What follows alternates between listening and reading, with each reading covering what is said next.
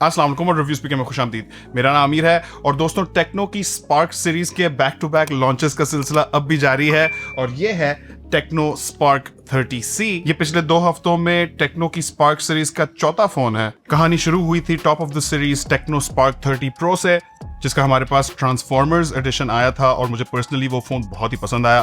फिर लॉन्च हुआ इनका एंट्री लेवल स्पार्क गो 1, जो कि एक एंट्री लेवल डिवाइस होते हुए भी 120 हर्ट्ज के डिस्प्ले के साथ है। उसके बाद आया टेक्नो स्पार्क 30, जिसपे मेरी कुछ मिक्स्ड फीलिंग्स थी, और फिर आया टेक्नो का ये स्पार्क 30C, जिसे हम आज की वीडियो में अनबॉक्स करेंगे। इसका एक ही वेरिएंट लॉन्च हो रहा है 6GB रैम 128GB स्टोरेज के साथ, और इसकी रिटेल प्राइस है 33,000 रुपए। एंड एज ऑलवेज मुमकिन है कि मार्केट से आपको ये रिटेल प्राइस से थोड़ा सस्ता भी मिल जाए। तो अब जल्दी से करते हैं इसे अनबॉक्स, ताकि हम इस स्पार्क 30C को थोड़ा क्लोजली चेकआउट कर सकें। ये फोन भी अपने दूसरे भाइयों की तरह इस ऑरेंज कलर के बॉक्स में आया है, एंड आई एम श्योर यहाँ अनबॉक्सिंग एक्सपीरियंस भी उनसे सिमिलर होने वाला है। बॉक्स के बैक पे कुछ मेन स्पेक्स मेंशन्ड है, और यहाँ आगे 4 years फ्लुएंसी प्रोटेक्शन मेंशन्ड है, यानी कि इस फोन को बकौल टेक्नो लॉन्ग टर्म यूसेज के लिए ऑप्टिमाइज और टेस्ट किया गया है। खैर अब बॉक्स खोल लेते हैं, एंड वंस अगेन सबसे ऊपर हमारा हैंडसेट है।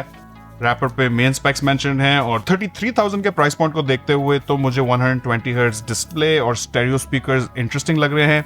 इन पे जरा आगे चल के बात करेंगे। पहले हैंडसेट को अनरैप करते हैं। तो as far as first impressions go, मुझे इसका ये मैट व्हाइट कलर काफी पसंद आ रहा है। फोन की हैंड फील भी मजे की है। अब अगर बाकी डब्बा खाली कर लें तो फोन के साथ 13 महीने का वारंटी कार्ड है, एक क्लियर TPU प्लास्टिक केस है, एक सिम इजेक्टर टूल है, और साथ में 18 वॉट की चार्जिंग ब्रिक है और एक टाइप सी केबल है। अब दोस्तों डिजाइन के हवाले से इस स्पार्क 30C की बॉडी स्पार्क 30 से बिल्कुल आइडेंटिकल है, लेकिन यहाँ दूसरे फीचर्स जैसे कि डिस्प्ले, प्रोसेसर और कैमरा स्पेक्स को थोड़ा टोन डाउन किया गया है। बैक की डिजाइन भी यहाँ थोड़ी फर्क है। इस स्पार्क 30C की पूरी बैक मैट फिनिश में है, और इस ऑर्बिट व्हाइट कलर में कैमरा मॉड्यूल के अराउंड ये पतली सी ग्लॉसी रिंग है, जिसपे लाइट पड़ने पे मल्टी कलर्ड सब प्रिज्म इफेक्ट आता है। बाय द वे ये कैमरा मॉड्यूल काफी स्लीक है और इस पे बहुत ही फाइन डिटेलिंग की गई है, लेकिन डेस्क पे ये फोन फ्लैट नहीं रहेगा अनलेस आप इसका प्रोटेक्टिव केस इस्तेमाल करें। व्हाइट के अलावा ये फोन 2 और कलर्स में अवेलेबल है, ऑर्बिट ब्लैक और मैजिक स्किन 3.0, जो कि बेसिकली मिड ग्रीन कलर पे कंक्रीट सा टेक्सचर दिया गया है। फिजिकल डायमेंशंस में ये फोन काफी स्लिम है। थिकनेस यहाँ सिर्फ 7.7 मिलीमीटर है। फोन हाथों में उठाने में भी कंफर्टेबल है, लेकिन ये फोन है पूरा प्लास्टिक का बना हुआ। बैक भी प्लास्टिक है और फ्रेम भी, और टेक्नो ने इसकी मार्केटिंग में ड्यूरेबिलिटी को खासा हाईलाइट किया है। इस वाले में 4 साल की फ्लुएंसी प्रोटेक्शन है, जिसका मतलब है कि फोन के हार्डवेयर और सॉफ्टवेयर को 4 साल तक स्मूथली चलने के लिए डिजाइन किया गया है। टेक्नो ने अपनी वेबसाइट पे इसकी ड्यूरेबिलिटी टेस्टिंग की डिटेल्स भी दी हैं। फिर इस फोन में IP54 dust and splash resistance भी डाली गई है। बहुत ज्यादा खुश तो ना होना, इसका मतलब है कि ये फोन हल्की फुल्की बारिश, थोड़े स्प्लैशेस बर्दाश्त कर लेगा। डुबकी वुबकी मारने का इस फोन के साथ कोई सीन नहीं है। लेकिन ये अच्छी बात यह है कि इस फोन के ज्यादातर दूसरे कंपेटिटर्स में ऐसी कोई स्प्लैश या वाटर रेजिस्टेंस मौजूद नहीं है। अच्छा, अब आ जाओ इस फोन के फिंगरप्रिंट सेंसर पे, तो ये पावर बटन के अंदर दिया गया है। आप तो जानते ही हैं कि मुझे ऐसे साइड माउंटेड फिंगरप्रिंट सेंसर्स बहुत ही कन्वीनियंट और इफेक्टिव लगते हैं। आप यहाँ इसकी स्पीड खुद चेक कर सकते हैं।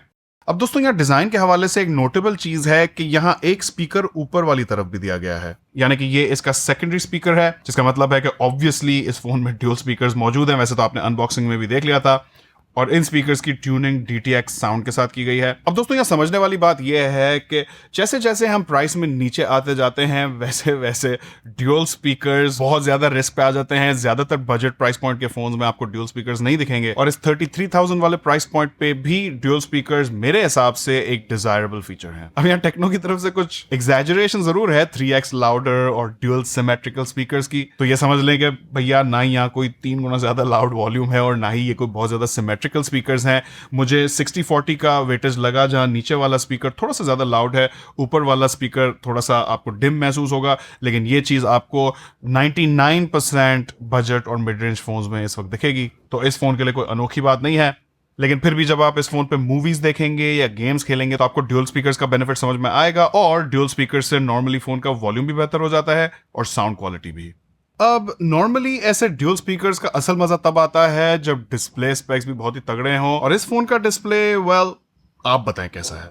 यहाँ 6.67 इंचेस का IPS LCD डिस्प्ले है, जिसका रिफ्रेश रेट 120 हर्ट्ज है, लेकिन फॉर सम रीजन यहाँ रेजोल्यूशन सिर्फ 720p दिया गया है, जिसका मतलब है कि ये डिस्प्ले टेक्नो स्पार्क गो 1 के डिस्प्ले से तकरीबन आइडेंटिकल है, जो कि अगर हम टेक्नो स्पार्क सीरीज की लैडर देखें तो इट मेक सेंस, लेकिन यहाँ प्राइस डिफरेंस खासा ज्यादा है। स्पार्क गो 1 19,000 का फोन है। मुझे इस डिस्प्ले में सिर्फ एक फर्क दिखा और वो है कि Spark 30C में रिफ्रेश रेट को चेंज किया जा सकता है between 60 hertz, 90 hertz and 120 hertz. और मेरी नजर में बहुत ही बेहतर होता अगर टेक्नो हमें यहाँ एक फुल HD रेजोल्यूशन वाला डिस्प्ले देते। क्या ही बात होती, ये डिस्प्ले पर बेस्ट इन क्लास डिस्प्ले हो सकता था। लेकिन हैविंग सेड दैट, अगर हम इस प्राइस के दूसरे फोन्स देखें तो 30,000 के आसपास ज्यादातर फोन्स इस वक्त 720p IPS LCD पैनल्स के साथ ही आते हैं। So I can't complain too much here. Display के ऊपर ये होल पंच कटआउट है जिसमें ये डायनामिक पोर्ट भी दिया गया है जो कि तरह तरह की इंफॉर्मेशन और फंक्शनैलिटी देता है। जहां तक मीडिया कंजम्पशन का सवाल है तो पहली बात तो यह है कि Spark 30C में वाइडवाइन L1 की सर्टिफिकेशन है, तो नेटफ्लिक्स जैसी एप्स इसके HD रेजोल्यूशन का फायदा उठा सकेंगी।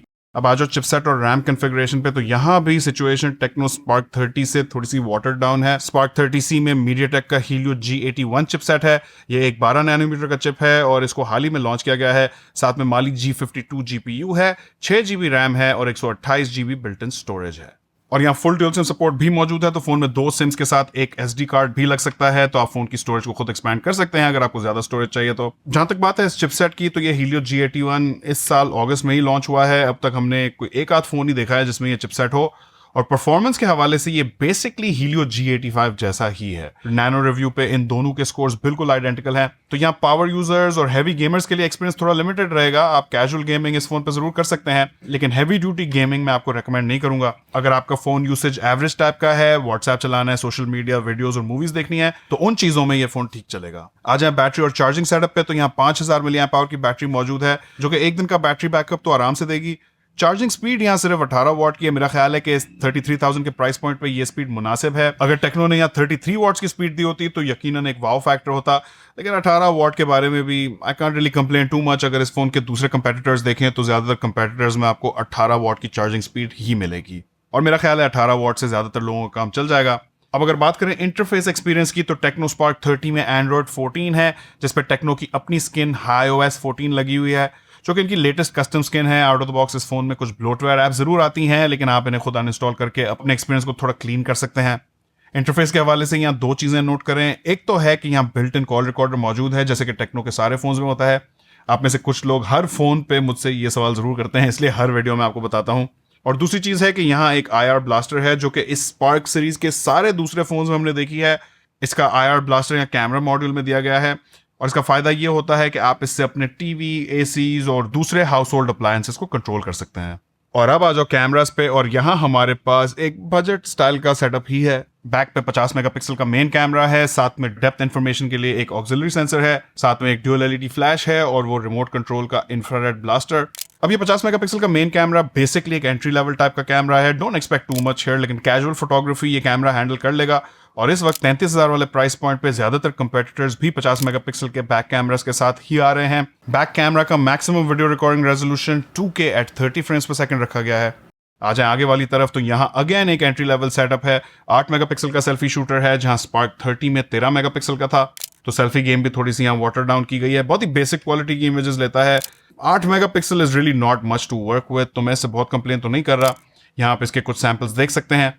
और फ्रंट कैमरा का भी maximum video recording resolution 2K at 30 frames per second है। तो अब मेरी थॉट्स, तो मेरा ख्याल है कि 33,000 के प्राइस पॉइंट को देखते हुए Spark 30C का ओवरऑल पैकेज मुझे डिसेंट लग रहा है। ऑल्दो मैं प्रेफर करता अगर इस फोन के अंदर थोड़े ज्यादा वाव फैक्टर्स दिए जाते हैं। डिस्प्ले यहाँ ठीक है, इस प्राइस में 720p 120 हर्ट्ज से बेहतर डिस्प्लेज इस वक्त अवेलेबल नहीं है। 1080p रेजोल्यूशन यहाँ वाव फैक्टर होता। अच्छा, by the way dual speakers को मैं यहाँ जरूर अप्रिशिएट करता हूँ, क्योंकि इस फोन के ज्यादातर कंपेटिटर्स में इस वक्त ड्यूल स्पीकर्स नहीं है। प्रोसेसर यहाँ थोड़ा बेहतर हो सकता था। Helio G91 तो हमें इस प्राइस पॉइंट पर दिख जाता है, Helio G99 तो यहाँ अनबिलीवेबल हो जाता। बैटरी और चार्जिंग सेटअप भी यहाँ स्टैंडर्ड है। इस प्राइस में 5000 mAh और 18 वॉट का कॉम्बिनेशन ही कॉमन है। 33 वॉट की चार्जिंग स्पीड यहाँ बहुत ही बड़ा वाव फैक्टर होना था। और जैसा कि मैंने आपको पिछली वीडियो में बताया था, Spark 30 Pro देखने के बाद हम थोड़े से बिगड़ गए हैं। अब हमें सारे Spark डिवाइसेस में कुछ ना कुछ वाव फैक्टर जरूर चाहिए होते हैं, लेकिन फिर भी मैं कहूंगा कि 33,000 के प्राइस पॉइंट पे Spark 30C की जो स्पेक शीट है वो काफी हद तक डिसेंट है। लेकिन इसमें मुझे आपकी राय जरूर चाहिए। अपना फीडबैक मुझे नीचे कॉमेंट्स में जरूर दीजिएगा। चैनल पर नए तो सब्सक्राइब और फॉलो करें। वीडियो पसंद आई हो तो इसे लाइक और अपने दोस्तों के साथ प्लीज शेयर करें, ताकि हमारा चैनल थोड़ा ग्रो करे। आखिर तक देखने का बहुत शुक्रिया। इंशाल्लाह आपसे मुलाकात होगी अगली वीडियो में। अल्लाह हाफिज।